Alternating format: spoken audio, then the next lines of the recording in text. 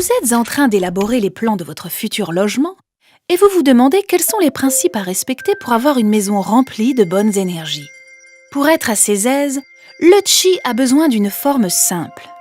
Privilégiez une maison de forme régulière, plus profonde que large, offrant des espaces carrés ou rectangulaires. Sa distribution doit être bien équilibrée. Les pièces yin, chambre et salle de bain, doivent être regroupées d'un côté du bâtiment, tandis que les pièces yang, entrée, séjour et bureau, de l'autre. Question d'équilibre, toujours. Surtout, elles doivent être pensées en fonction de vous, de votre chiffre Kua, de votre personnalité et de vos besoins et aspirations. Important, la porte d'entrée doit être pleine et s'ouvrir vers l'intérieur. S'il existe une porte arrière, elle ne doit en aucun cas être dans le même axe et sa dimension doit être plus réduite. Le principe est valable pour les fenêtres. Ne jamais apposer une fenêtre dans l'axe d'une porte. Par ailleurs, chaque pièce doit avoir un mur sans ouverture, sans quoi vous aurez du mal à caser vos meubles. Le feng shui, c'est aussi du bon sens. Donc, on reprend.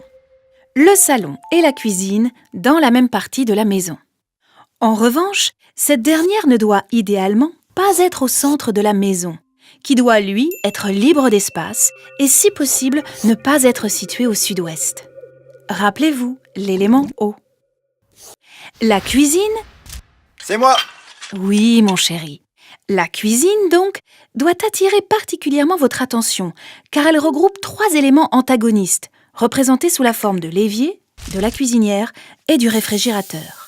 Prenez soin de les éloigner le plus possible les uns des autres. La salle de bain. Par nature, elle est une pièce d'entretien du corps.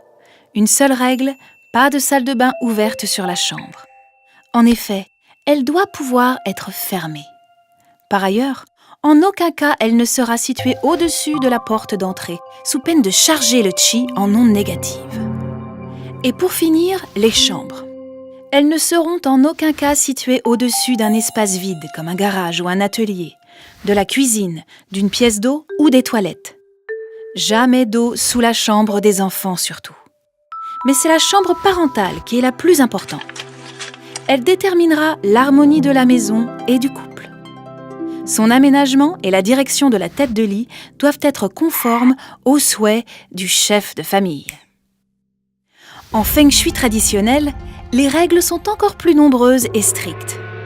Un constructeur feng shui vous accompagnera pour réaliser une maison pleine de bonnes énergies et qui vous ressemble.